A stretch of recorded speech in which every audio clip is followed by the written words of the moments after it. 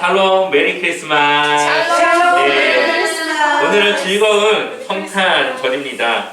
기쁨과 은혜가 넘치는 그러한 날이죠. 오늘 우리 예배는 성탄 감사 예배로 드려지게 됩니다. 우리 한번 옆 사람과도 인사해 볼까요? 메리 크리스마스. 메리 크리스마스. 우리 옆에 사람들과 함께 다시 한번 메리 크리스마스. 메리 크리스마스. 네, 우리 한 번 더 인사할 텐데 이번에는 예수님은 당신을 위한 하나님의 선물입니다 라고 한번 말해보겠습니다. 옆 사람과 한번 말해볼까요? 예수님은 당신을 위한 하나님의 선물입니다. 예수님은 당신을 위한 하나님의 선물이다. 네, 예수님은 정말 우리가 가질 수 없고 얻을 수 없는 그 생명을 주시기 위해 하나님께서 우리에게 보내주신 선물입니다. 누군가에게는 이 성탄절이 정말 하루 그냥 쉬는 날, 그냥 뭐 가족들과 또 연인들과 함께 데이트하고 즐길 수 있는 그런 날일 수 있겠지만, 하나님의 그런 생명을 얻은 우리에게는 정말 잊을 수 없고 그냥 보낼 수 없는, 정말 우리의 인생이 바뀌어진 그러한 날이죠. 예수님을 하나님께서 보내주신 그 은혜와 축복이 넘치는 날입니다. 저는 이렇게 성탄절이 되면은 늘 기억나는 에피소드가 하나 있습니다. 보통의 교회들은 12월 24일이 되면은 크리스마스 이브 행사를 진행하게 됩니다. 그리고 뭐 모든 교회가 다 그런 건 아니겠지만 대부분의 교회들은 그 크리스마스 행사의 마지막을 성극으로 보통은 마무리를 하는 경우들이 더 있습니다. 제가 다니던 교회도 그랬고요. 그 성극에 이제 배역을 늘 정하고 시작하지 않습니까? 그럼 목사님의 아들이었던 저는 좋든 싫든 일단 주인공 역을 맡을 수밖에 없었습니다. 그렇게 시간이 흘러서 초등학교 6학년이 되었는데 그때는 이제 사춘기가 이제 조금 접할 때가 되니까 왠지 그 주인공을 맡기가 싫더라고요. 그래서 끝까지 버티다가 아주 작은 그 몇 마디 없는 대사를 가진 그런 배역을 맡게 되었습니다. 그렇게 이제 한창 성탄절을 준비하면서 크리스마스 이브를 준비하는데 행사하기 일주일 전에 그 주인공을 맡았던 그 아이가 못 나오게 된 거죠. 그래서 그것을 또 누구에게 말하겠습니까? 저에게 이제 말을 해가지고 제가 결국은 또 그 주인공 역을 맡게 되었습니다. 근데 그동안 저의 역할은 지나가면서 한마디 하고 딱 지나가는 그러한 역할이었다가 이제는 A4 용지 분량 한 4장 정도가 되는 그 대사를 다 외워야 되는 상황이 되었고 시간은 일주일밖에 남지 않았고 얼마나 이게 걱정이 되겠습니까? 하지만 어떻게든 해야 되니까 이제 하나님께 기도를 하게 되었습니다. 그때 예배 시간에 배웠던 야고보서 1장 5절에 너희 중에 누구든지 지혜가 부족하거든 모든 사람에게 후히 주시고 꾸짖지 아니하시는 하나님께 구하라 그리하면 주시리라. 이 말씀이 기억이 났고 이 말씀을 생각하면서 하나님께 기도를 드렸습니다. 지혜를 달라고 이거를 외울 수 있게 해달라고 기도를 드렸죠. 그리고 이제 대본을 가지고 외우기 시작했습니다. 그래도 이 성극을 하는 거를 보면서 들은 게 있지 않습니까? 이제 그런 것들을 기억하면서 대본을 한 번을 쭉 읽어봤는데 정말로 하나님의 은혜로 그 한 번을 딱 읽고 나서 그 대본을 다 외워버린 거예요. 네, 그 뒤로는 그런 일이 별로 없더라고요. 네, 근데 그때 정말 그 대본을 다 외워서 일주일도 채 남지 않은 그 시간에 성극을 다 잘 마무리를 하게 되었습니다. 제가 말씀드리고 싶은 것은 저의 그러한 기도를 들어주신 하나님의 마음을 한번 생각해 본다면 하나님께서는 우리의 이러한 행사, 우리는 행사라고 말할 수 있겠지만 하나님을 위한 이러한 준비들이 하나님께는 참 큰 기쁨이 된다는 생각을 하게 됩니다. 그러니 그것을 외워서 성극을 진행할 수 있게 도와주신 것이겠죠. 우리 아이들이 그동안 준비하고 연습했던 것들이 오늘 하루만을 위한 그러한 행사가 아니라 그 과정 속에서 하나님은 이미 우리 아이들의 마음과 우리의 준비 가운데 모든 것을 다 받으셨을 겁니다. 이제는 우리 성도들과 함께 그것을 즐기는 것이고 함께 나누는 시간이 오늘 된 것이죠. 그래서 저는 오늘 이 예배가 또 이후에 있을 2부 행사가 정말 하나님께 얼마나 큰 기쁨이 될지 기대가 됩니다. 우리가 생일을 기다리며 그 선물을 기대하는 것처럼 하나님이 아마 오늘 우리 아이들의, 우리 선생님들의 그러한 공연들을 너무나도 기다렸을 것 같아요. 그래서 그 공연들이 정말 은혜가 넘칠 걸로 믿습니다. 오늘부터는 요한일서의 말씀을 함께 나누게 되었습니다. 요한일서는 이 제목에서 보시다시피 요한에 의해 쓰여진 책으로 알려져 있습니다. 그래서 그런지 이 내용의 구조를 보게 되면은 상당 부분 요한복음과 비슷하게 진행되어지는 부분들이 있습니다.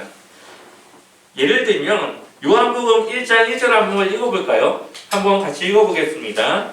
태초에 말씀이 계시니라. 이 말씀이 하나님과 함께 계셨으니 이 말씀은 곧 하나님이시라. 아멘. 태초에 하나님과 함께 말씀이 계신 그 예수님에 대해 소개하며 이 요한복음이 시작이 되죠. 그렇다면 요한일서는 어떨까요? 한번 우리 요한일서 1장 1절 읽어보겠습니다. 함께 읽겠습니다. 태초부터 있는 생명의 말씀에 관하여는 우리가 들은 바요, 눈으로 본 바요, 자세히 보고 우리의 손으로 만진 바라. 아멘. 태초부터 있는 생명의 말씀에 대한 그런 이야기로 요한일서도 시작이 됩니다. 약간의 차이는 있겠지만 상당 부분 비슷한 내용의 말씀으로 태초부터 계신 말씀이신 예수님에 대한 소개로부터 이 말씀이 시작되어지는 것을 볼 수가 있죠. 특별히 요한일서는 생명의 말씀이라고 하는 부분을 통해서 예수 그리스도가 이 땅에 오신 이유와 목적이 바로 우리에게 생명을 주기 위함이라는 것을 밝히고 전하고 있습니다. 예수님께서 이 땅에 오신 목적은 우리에게 생명을 주시기 위한 것입니다. 그리고 하나님은 온 인류를 구원하실 그 계획을 세우시고 그 계획을 예수 그리스도를 이 땅 가운데 보내주심으로 이루신 것이죠. 뿐만 아니라 우리에게 대한 하나님의 사랑을 예수 그리스도를 통해 우리에게 보여주셨습니다. 그렇기 때문에 누구든지 예수님을 믿기만 하면 구원을 받을 수가 있고 하나님의 자녀로 하나님과 동행하며 살아갈 수 있는 그러한 은혜의 복된 삶을 살아갈 수 있게 되었습니다. 요한일서의 핵심을 말하라고 한다면 아마 여러 가지 내용들이 있을 겁니다.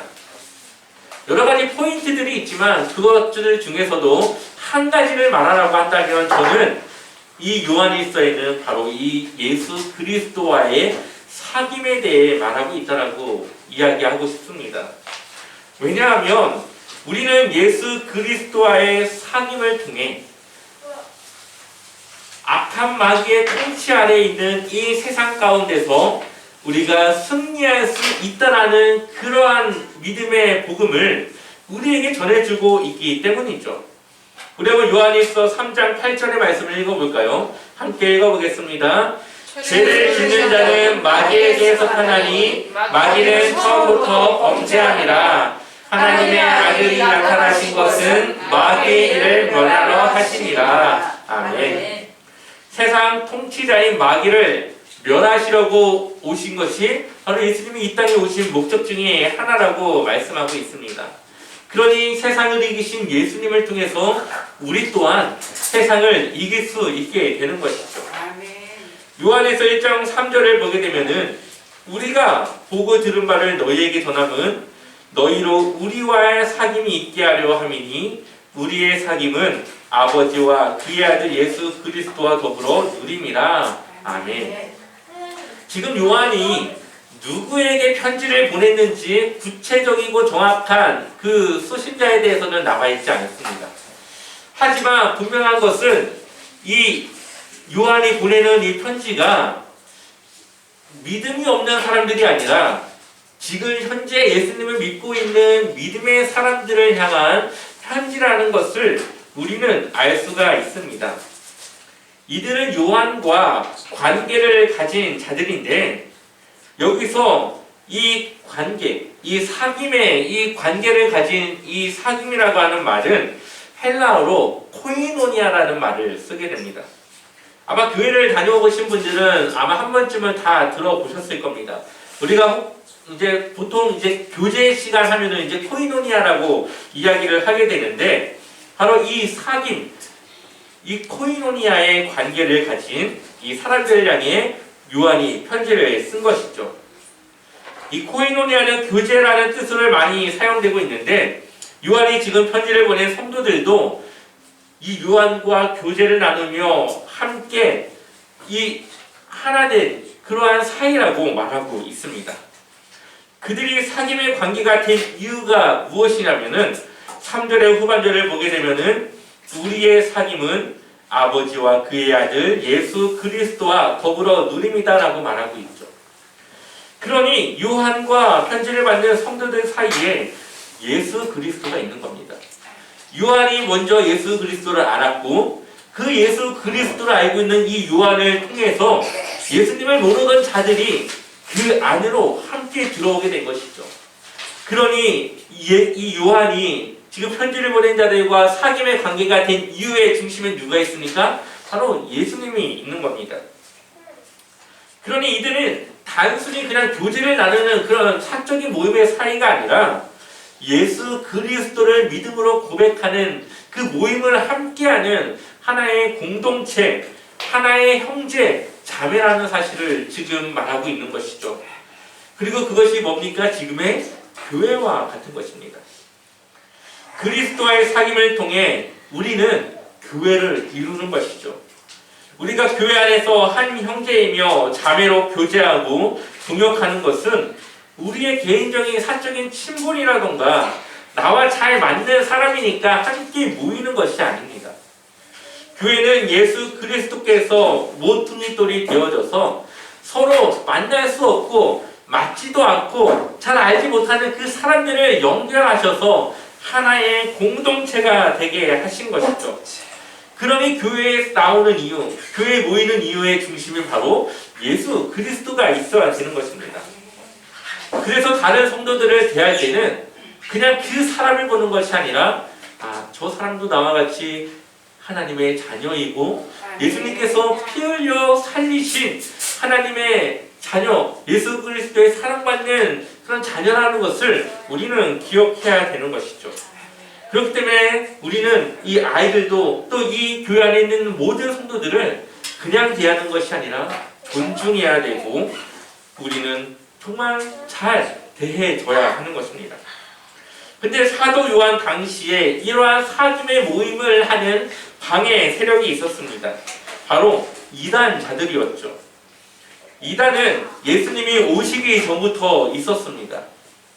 예수님이 오시기 전에는 하나님의 거짓 선지자들로 활동을 했었고 예수님이 오신 이후부터는 예수님에 대한 잘못된 지식을 가르쳐 올바른 믿음에서 벗어나도록 하는 것이 그들의 하는 일이었습니다. 겉으로는 예수님에 대해서 같이 말하는 것 같지만 그들의 핵심은 복음과는 다른 것을 말하는 것이죠. 요한복음 2장 22절을 같이 읽어보겠습니다. 함께 읽겠습니다. 거짓말하는 자가 누구냐? 예수께서 그리스도이심을 부인하는 자가 아니냐? 아버지와 아들을 부인하는 그가 적그리스도니. 아멘. 요한은 이들 믿음의 성도들 사이에서 거짓말하는 거짓 선생이 있음을 지적하고 있습니다. 그리고 그들이 곧 적그리스도, 예수님을 부인하며 예수님께서 그들의 관계를 끊어내려고 하는 적그리스도라고 이야기를 합니다. 이들은 예수님에 대한 잘못된 정보를 가르치고 있었습니다. 대표적으로는 당시 영지주의가 있었습니다. 이들은 예수님이 인간으로 오신 것이 아니다. 또한 성령으로 태어나실 수가 없다라는 것을 부인하면서 그렇게 이야기하면서 예수님의 성육신과 인간으로 이 땅에 오신 것을 부인합니다. 그렇게 오셨기 때문에 결국은 예수님에 의해서 부활할 수도 없다라고 이야기를 하는 것이죠. 그런데 지금처럼 신학이 잘 정립되어져서 잘 가르쳤다면 이 성도들도 그것을 분별할 수 있었을 텐데, 예수 그리스도가 누군지 몇몇의 사람에 의해서 복음이 전해지고 있는 그런 초기 시대에는 이 성도들이 예수님이라고 말하면 다 그것이 맞는 걸로만 생각을 하고 그것을 믿는 사람들도 있었고, 그러한 잘못된 이야기를 듣고 갈등하는 사람들도 있었다는 겁니다. 그래서 요한이 이 요한의 서신을 통해서 그들의 잘못된 거짓 정보를 이야기하며 그것이 올바르지 않다라는 것을 이야기를 하는 겁니다. 이 영지주의자들이 하는 이야기 중에 핵심은 예수님께서 인간으로 오신 것이 아니라 그냥 환상으로, 예수님이 영적인 존재인데 눈에 보이지 않으니까 환상으로 우리가 볼 수 있게 한 거라고 하는 가연설을 주장을 했습니다. 근데 요한은 그것이 아니라고 이야기를 하는 것이죠. 한번 요한 1서 1장 1절을 다시 한번 읽어보겠습니다. 요한 1서 1장 1절 함께 읽겠습니다. 태초부터 있는 생명의 말씀에 관하여는 우리가 듣는 바요, 눈으로 본 바요, 자세히 보고 우리의 손으로 만진 바라. 아멘. 요한은 생명의 말씀에 대해서 처음에 이야기하면서 그 이후에 뭐라고 말합니까? 자신이 귀로 듣고 눈으로 보았고 손으로 만졌다. 그러니까 예수님은 영적인 존재가 아니라 실제 인간의 육신으로 오신 것임을 이야기를 하고 있는 것이죠. 그리고 그 사실을 경험했던 또 한 사람을 이 요한은 요한복음에 소개하고 있습니다. 요한복음 20장 27절 말씀 한번 같이 읽어보겠습니다. 함께 읽겠습니다. 도마에게 이르시되 내 손가락을 이리 내밀어 내 손을 보고 내 손을 내밀어 내 옆구리에 넣어보라. 그리하여 믿음 없는 자가 되지 말고 믿는 자가 되라. 아멘. 요한이 요한복음에 이 말씀을 기록함으로써 도마와 같이 예수님에 대해 의심하는 이들에게 예수님의 부활을 전할 뿐만 아니라 그분은 실제 육신의 모습으로 이 땅에 오셨음을 증거하고 있는 것이죠. 그리고 요한복음 20장 29절에는 예수께서 이르시되 너는 나를 본드로 믿느냐? 보지 못하고 믿는 자들은 복되도다 하시도다. 아멘. 우리는 보지 못했죠. 우리는 만져보지도 못했습니다. 하지만 우리는 들음으로 그 믿음을 가졌고, 그러한 우리의 믿음은 그 예수님의 제자들이 믿는 믿음보다 더욱더 복된 믿음이다라고 말씀하고 있습니다. 또한 요한복음 3장 16절을 보면 하나님의 세상을 이처럼 사랑하사 독생자를 주셨으니 이는 저를 믿는 자마다 멸망하지 않고 영생을 얻게 하려 하신다라고 말씀하셨는데, 하나님이 이 세상을 사랑하셔서 누구를 보내주셨습니까? 예수님을 보내주셨죠. 하나님의 사랑은 말로만 끝나는 사랑이 아니라 행하는 사랑, 직접 우리에게 그 사랑이 무엇인지를 보여주시는 사랑이었습니다. 그리고 예수님께서 이 땅에 오셨는데, 예수님이 이 땅에 오신 이유 중에 하나는 바로 화목 제물로 드려지기 위함이라고 말하고 있죠. 요한일서 2장 2절의 말씀을 같이 읽어보겠습니다. 함께 읽겠습니다. 그는 우리 죄를 위한 화목 제물이니 우리만 위할 뿐 아니요 온 세상의 죄를 위하심이라. 아멘. 그가 화목 제물이라고 말하고 있습니다. 화목 제물이란 죄를 지어 하나님이 진노하셨을 때에 하나님의 그 진노를 잠재우기 위해서 드려졌던 제사입니다. 구약의 제사와는 달리 예수님께서 우리의 희생제물 또 화목제물이 되심으로 한 번에 모든 제사를 끝내시게 되었죠. 예수 그리스도를 통해서 우리의 죄 문제가 해결되었을 뿐만 아니라 하나님과의 관계도 회복되었습니다. 예수 그리스도를 통한 화목제물은 온 인류를 위한 제사였지만 그렇다고 무조건 그 사람들에게 다 적용되는 것이 아니라 우리 누구에게만요? 예수 그리스도를 믿는 자들에게만 바로 하나님과의 관계가 회복되는 그러한 역사를 이뤄주시는 것입니다. 이스라엘 사람들이 구약시대에 불뱀에 불려서 죽게 되었을 때에 높이 들린 높임을 바라보아서 살지 않습니까? 그들이 높임을 바라보는 것은 그들이 살 수 있다라는 믿음이 있었기 때문이었습니다. 그와 같이 예수님을 믿음으로 고백하는 이들에게 그를 통한 영생이 생명이 주어질 수 있다라고 말씀하고 있는 것이죠.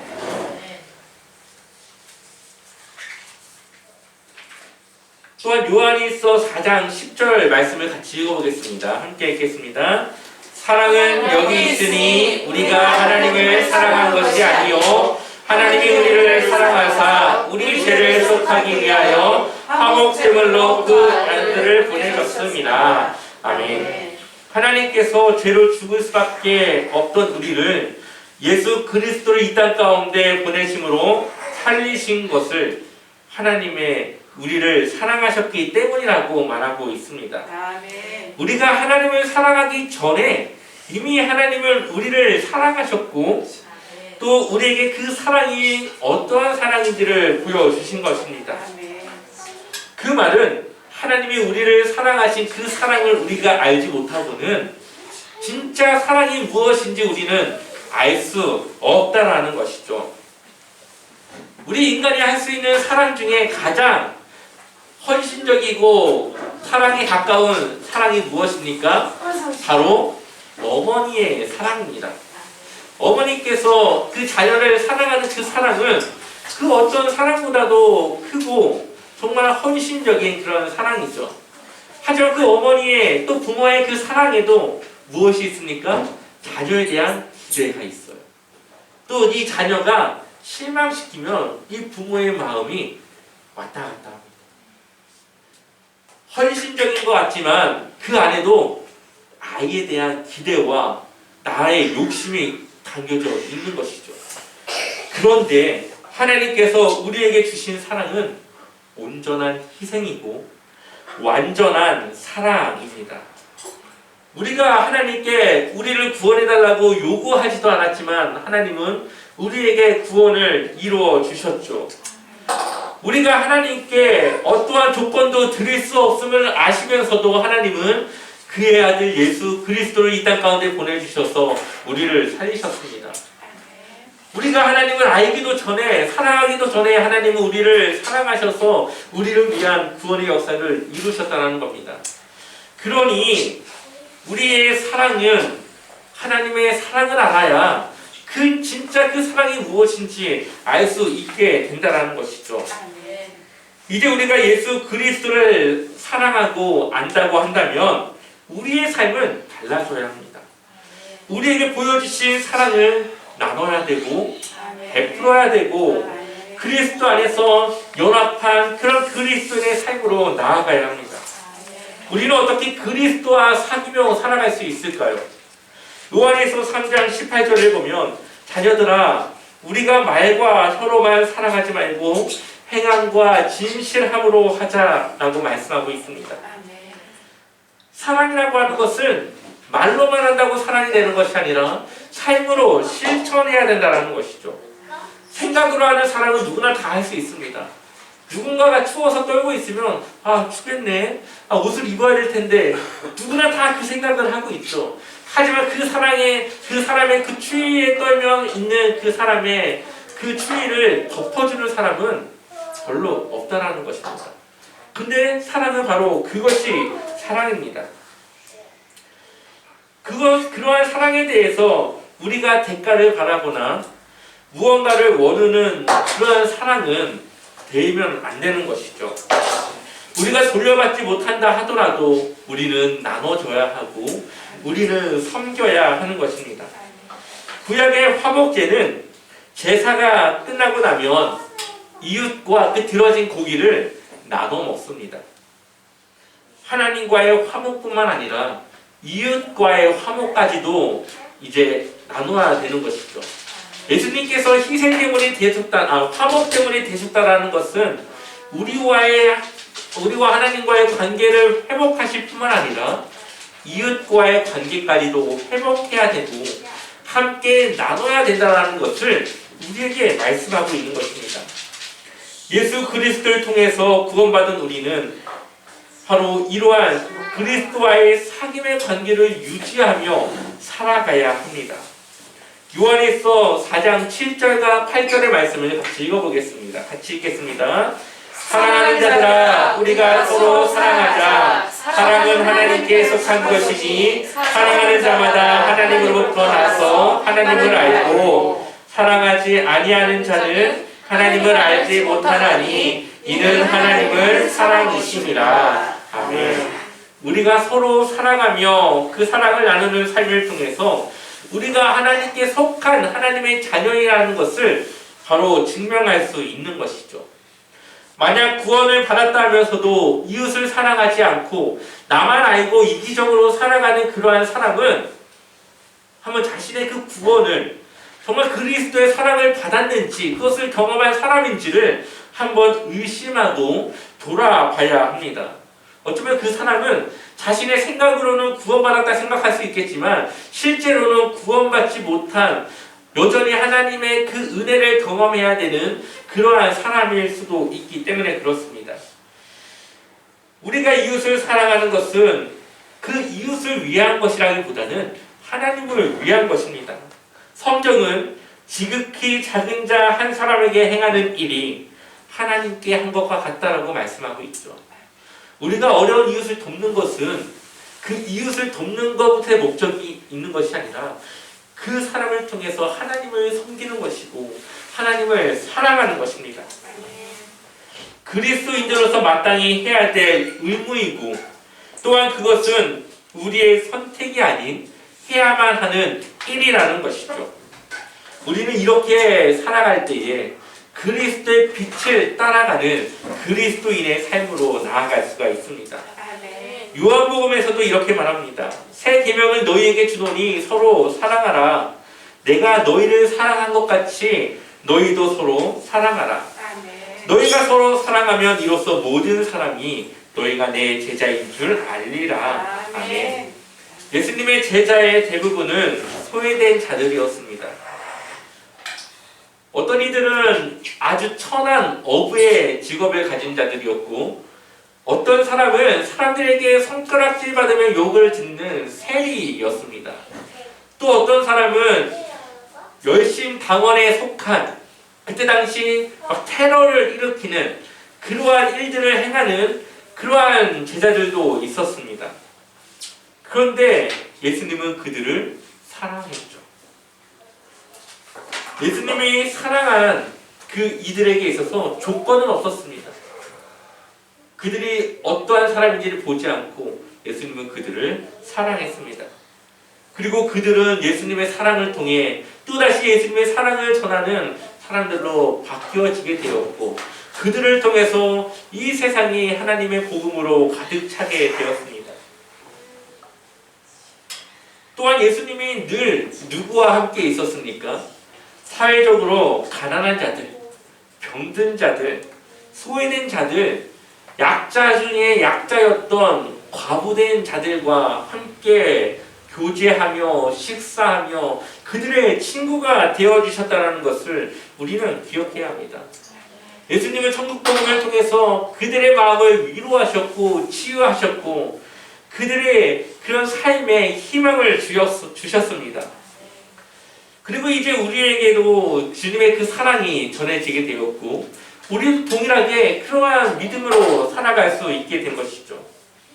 요한일서 5장 3절을 보게 되면은 하나님을 사랑하는 것은 이것이니 우리가 그의 계명을 지키는 것이라 그의 계명들은 무거운 것이 아니로다. 아멘. 우리가 하나님의 계명을 지킬 때에 하나님을 사랑하는 것이다 라고 말합니다. 또한 하나님을 사랑하는 자들은 하나님의 계명을 지켜야 된다라고 말씀하고 있죠. 하나님의 계명은 크게 두 가지로 말할 수 있죠. 다 알다시피 하나님을 사랑하는 것이고 이웃을 사랑하는 것입니다.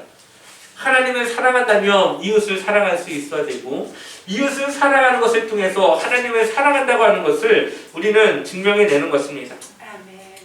이것은 우리에게서 나오는 것이 아니라 바로 우리 안에 계신 성령께서 우리가 할 수 있도록 도우시고 능력을 주시는 것입니다. 그러니 그의 계명을 지키는 것은 우리에게 무거운 것이 아닌 게 되는 것이죠.